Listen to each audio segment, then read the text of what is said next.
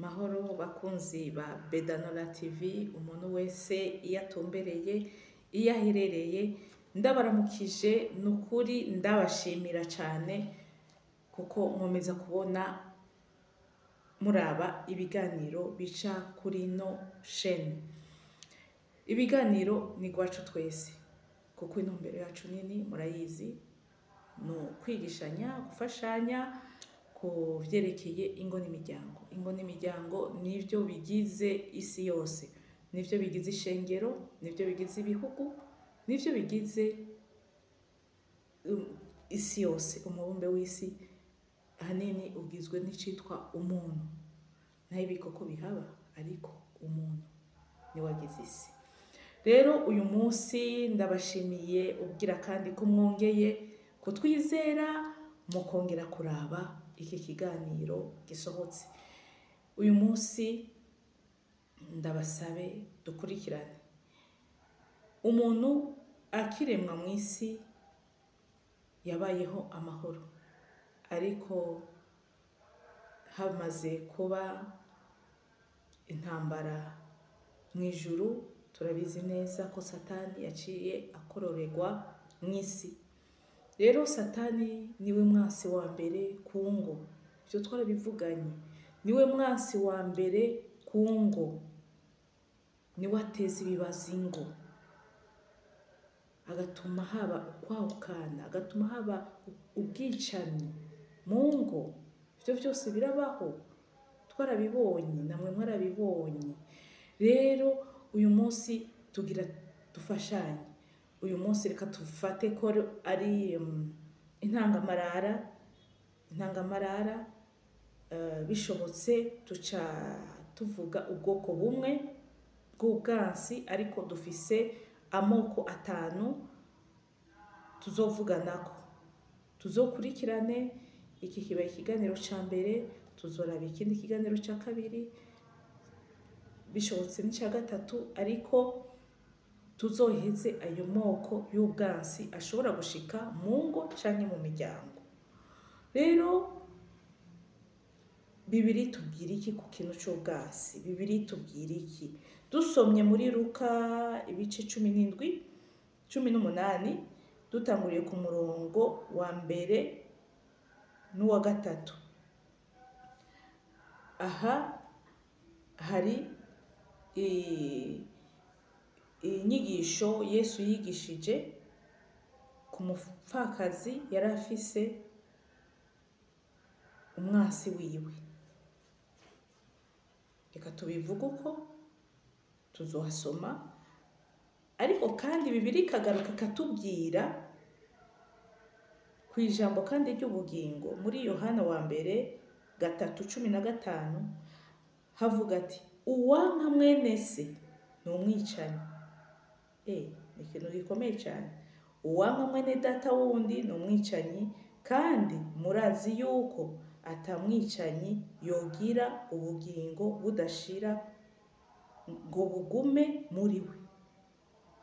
Ni ukuvuga, niba wanka uwundi muntu, wanka mwene so, wanka umubanyi, wanka uwo mwubakanye, umenye ko uri umwicanyi. Niko Bibiri bivuga, ntimugire ngo ni jewe, Bibiriya niko ibivuga. Uwanka mwene data wundi ni umwicanyi, niko Bibiri bivuga. Rero naha wo kwisuzuma. Uyu munsi ubwansi dushaka kubushira kwiherezo, fini. Nta by'ubwansi mu ngo, nta by'ubwansi mu miryango. Kuko mu Migani harasubira hakavuga, Migani 24:17 havuga ati, umwasi wawe niyagwa ntuzunezerwe.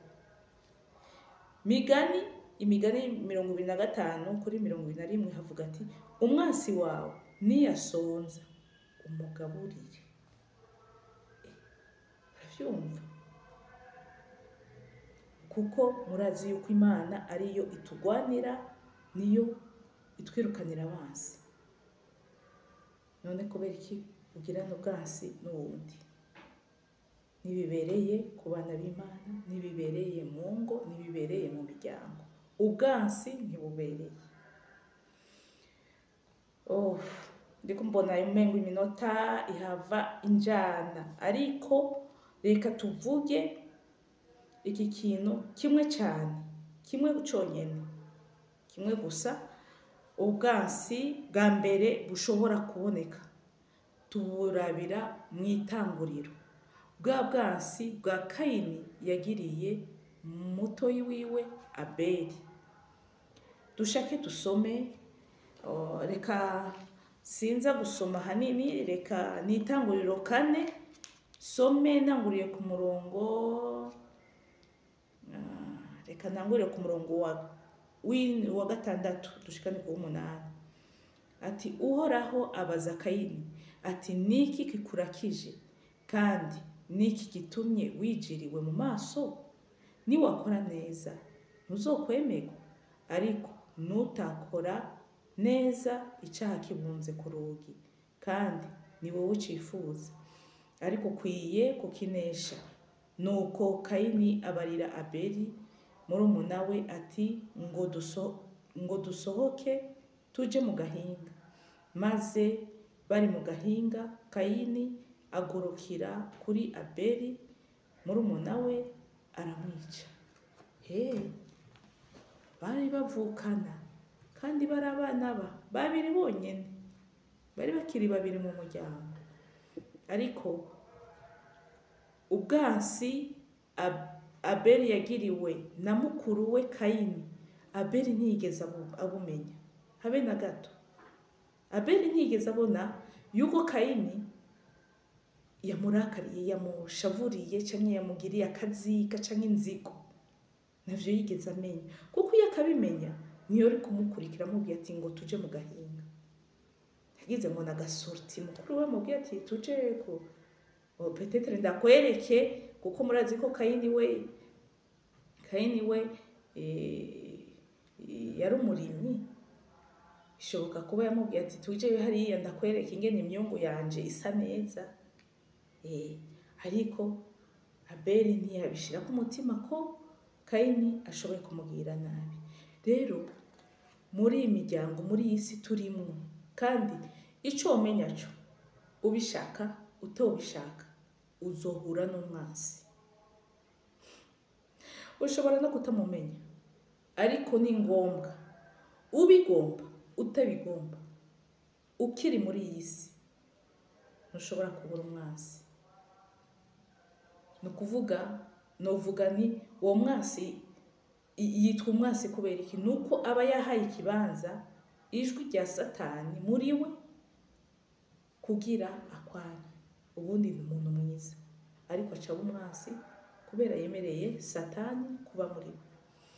Rero ubwoko bwa mbere n'aba bantu usanga bakwegereye, n'abantu beza n'ukuri, n'abantu bo mu muryango, n'inshuti za hafi, n'umugenzi. Muranumva abantu bavuga ati ngo numumeye Rami, ariko uyu mumeye Rami ukasanga ari nk'umukobwa yaramutwaye umusheri wiwe. Ivyo ndavyumva. Cyangwa ugasanga n'abagenzi babiri baba papa, aho ugasanga umwe yakoreye ikibi umugore wundi. Urumva yuko ari danje. Ni bwa bugenzi Kayini yagira kuri Abeli ari murumuna wiwe, ariko mufitiye umugambi wo kumwica. Hari abantu babana n'abandi bakabereka ko atangorane, ariko bafitiye inzigo, akazika kari muri bo kakazotuma makabisha abandi. Bashobora kuvyiyumvira, umuntu akiyumvira kugira uwundi kibi, naho yoba ari mwene nyina, naho yoba ari mwene se, naho yoba ari wo mu muryango, naho yoba ari umwana bakuranye ku ishuri bakundana, akamugira nabi. Nukuri ndabasabe iki kintu umuntu yoba agifise mu mutima we cyo kwanga umuntu amufitiye akazika, undi ahezagiwe, none Bibiliya yonyine yaramubwiye Kayini ati none niwakora neza ntuzokwemerwa, none nawe niwadandaza ntuzokunguka. Dandaza wunguke, Imana izoguhezagira. Niba murabona hari igihe abakobwa bagirirana ishari ku waronse umugabo n'utaramuronka, ugasanga habaye ikintu c'ishari kandi bari abagenzi. Rindira, tekana, wihanganye, Imana nawe izokugirira neza. Ubwansi buhere, Imana niyo mugisha. Iki cari icambere, ariko ubutaha tuzongera tuvugane kuko mbona yuko iminota iri kwindega. Rero munyihanganire, tuzosubira mu gice ca kabiri citwa ubwoko bw'ubwansi buboneka mw'isi canke mu ngo no mu miryango. Nuko uhoraho Imana abahezagira. Ariko turangize no gusenga. Murazi yuko iyo novuga ngo niyo shimikizo yacu amasengesho, kuko tuzi yuko n'uwo bafise akazika muri we Imana ishoboye kumugira neza kagahera, agakunda mwene nyina, agakunda mwene se, agakunda mubanyi wiwe, agakunda uwo bubakanye, bikagenda neza. Mwami wacu Yesu Kristo, turagushimiye cyane akanya uduhaye kongera kumva yuko Mwami mwiza udakunda ubwansi, udakunda abankana. Mu izina rya Yesu Kristo turasabye imbabazi aho twagize ubwansi. Umuntu wese uko yatuye imbere yawe Mwami, umuharire kubw'amaraso ya Kristo Yesu. Hanyuma databuja mukunzi, abahora bafitiye akazi k'abandi Mana bakigira abera imbere yabo, bakigira umengo nta ngorane, bakigira umengo n'abakunzi, ariko bafitiye akazika, babaharurira amakosa. Mu izina rya Yesu Kristo turasenza Imana, ubeze niba batuye imbere yawe Mwami wacu Yesu, bahindure, ubagire abantu beza, ubagire abakunzi beza b'abandi. Mwami wacu mwiza, kandi ubahezagire, uzobukoze. Abafise ubwansi ari abapapa n'abamama babubakanye, turasenza Imana databuja mukunzi, kuri ubwansi zana umunezero, zana urukundo, zana ubumwe, zana umutekano, byose bigende neza, uzobukoze cyane. Urakoze, turakwizigiye muri byose, ni mu izina rya Kristo Yesu, amen. Ndabashimiye cyane, kandi washimye kino kiganiro wese byiza yokirungikira uwundi, hanyuma nawe ubutaha